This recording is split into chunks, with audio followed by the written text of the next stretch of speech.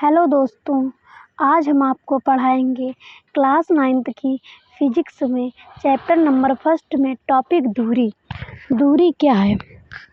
Distance क्या है? दूरी को इंग्लिश में डिस्टेंस बोलते हैं। डिस्टेंस क्या है? किसी वस्तु द्वारा तय की गई कुल पथ लंबाई को दूरी कहते हैं।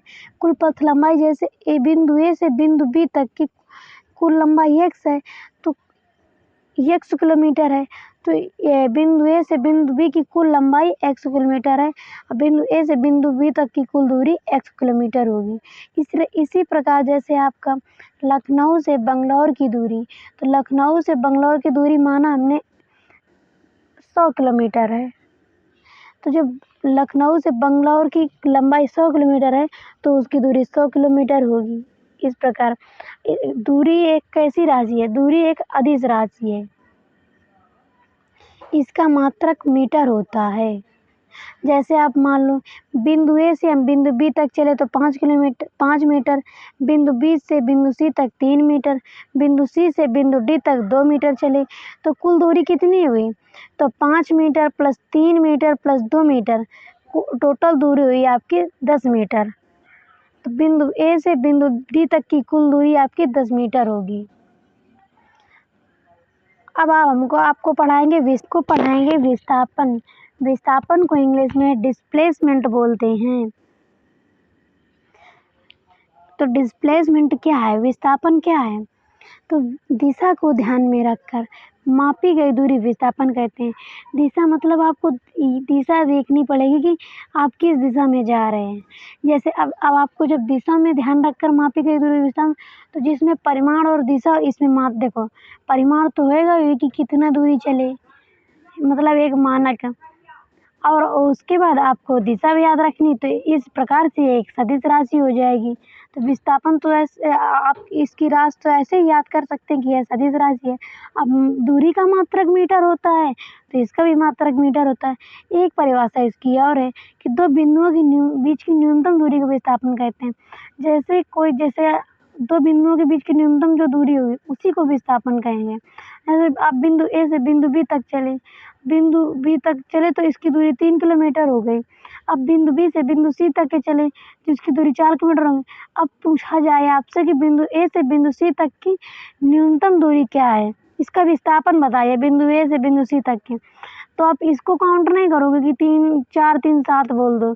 इसको यहाँ इसकी आपको देखना पड़ेगा कि इसकी कम से कम दूरी कहाँ पे चलनी पड़ेगी। तो आपने बिंदु ए से बिंदु सी तक चलोगे तो बिंदु सी तक चलोगे तो अब ये देखो, ये एक ट्रायंगल बना आपका 90 अंश का। तो अब इसको आपको पाइथागोरस प्रमेय से आपको इसका कर्ण, ये कर्ण हुआ आपका, ये आधार हुआ, ये लंब हुआ, तो आपको कर्ण का स्क्वायर बराबर आधार का स्क्वायर प्लस लंब का स्क्वायर फार्मूला लगाना पड़ेगा। तो इस हिसाब से आपका कर्ण निकालना है। आधार आपका 3 है और लंब आपका 4 है, तो आधार का स्क्वायर आपका 9 हो जाएगा, लंब आपका 16 हो जाएगा, तो 9 और 16 आपका 25 होगा टोटल। अब 25 का अगर आप वर्गमूल लोगे तो इसका 5 आ जाएगा, तो इसकी दूरी कितनी हुई आपकी 5, कर्ण आपका 5 आया। तो इस प्रकार से आपका विस्थापन कितना आया 5 मीटर, आपका ये 5 मीटर आया। ये हमसे सही से लिखा नहीं है। अब विस्थापन के बाद हम आपको बताएंगे जैसे कोई दूसरा एग्जाम्पल, जैसे कोई बिंदु P से बिंदु Q तक की दूरी 10 किलोमीटर है। अब आप बिंदु P से बिंदु Q तक जाए तो आपके 10 किलोमीटर हो गए। अब अगर आप बिंदु Q से बिंदु P पर वापस आ जाओगे तो 10 किलोमीटर गए और 10 किलोमीटर आ गए तो विस्थापन इसका 0 हो गया, क्योंकि आप आओगे जाओगे तो इसका विस्थापन क्या हो जाएगा, 0 हो जाएगा। इस हिसाब से दूरी होती तो ये और 2 गुना हो जाती।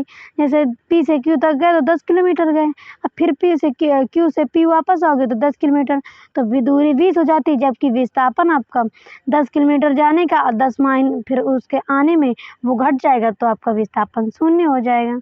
अब जैसे आपका तीसरा एग्जाम्पल, आप बिंदु ए से बिंदु बी तक 7 किलोमीटर गए, फिर बिंदु बी से बिंदु सी तक 2 किलोमीटर गए, फिर बिंदु सी से बिंदु डी तक 3 किलोमीटर गए, तो आपका टोटल 7 2 9 9 3 12 आप चले गए।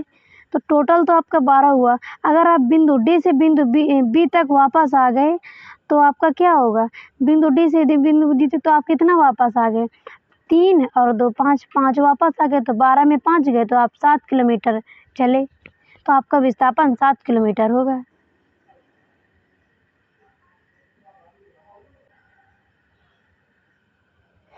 अब हम आपको बताएंगे दूरी और विस्थापन में अंतर। दूरी और विस्थापन में अंतर क्या है, डिस्प्लेसमेंट और डिस्टेंस और डिस्प्लेसमेंट में अंतर क्या है।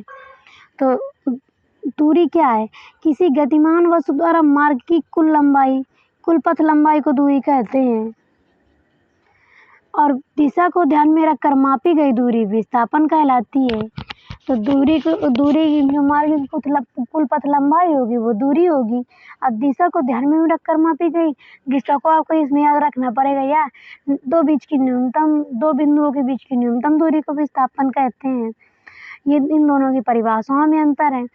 और दूरी एक अदिश राशि है जबकि विस्थापन एक आपकी सदिश राशि है।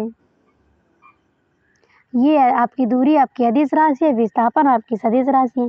दूरी अशून्य या धनात्मक होती है, मतलब कि अशून्य का मतलब है आपका दूरी कभी आपकी शून्य नहीं हो सकती, और दूरी धनात्मक होती है।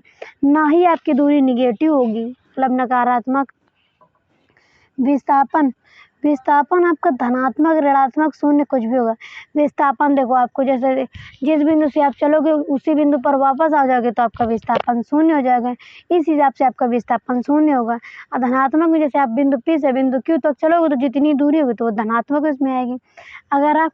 अगर ऋणात्मक में उसमें कि जिस बिंदु से आप चलोगे और उस बिंदु से आयोगे और आगे आ जाओगे तो आपका इस हिसाब से बिंदु वो विस्थापन ऋणात्मक हो जाएगा। तो दूरी अशून्य तथा धनात्मक होती है, जबकि विस्थापन आपका धनात्मक, ऋणात्मक, शून्य कुछ भी हो सकता है। चौथा नंबर, दूरी विस्थापन के परिमाण के बराबर या बड़ी होती है। दूरी मतलब देखो अब दूरी धनात्मक जब हो जाती है और विस्थापन के परिमाण के बराबर इस प्रकार से होगी कि दूरी धनात्मक होती है, शून्य तो होती नहीं है। अब विस्थापन धनात्मक, ऋणात्मक, शून्य कुछ भी हो सकता है। इस हिसाब से आपकी दूरी विस्थापन के परिमाण से बड़ी और उसके बराबर होगी, जबकि विस्थापन का परिमाण दूरी से छोटा तथा इसके बराबर होगा। विस्थापन का जो परिमाण होगा वो दूरी से छोटा होगा, क्योंकि विस्थापन तो शून्य भी हो जाता है, निगेटिव भी हो जाता है, दूरी के बराबर भी रहता है। तो विस्थापन का परिमाण दूरी से छोटा या इसके बराबर हो सकता है। तो देखो विस्थापन is less than equal to दूरी, ये आपका दूरी और विस्थापन में अंतर हो गया। अब नेक्स्ट वीडियो में आपको हम समान गति और असमान गति के बारे में बताएंगे।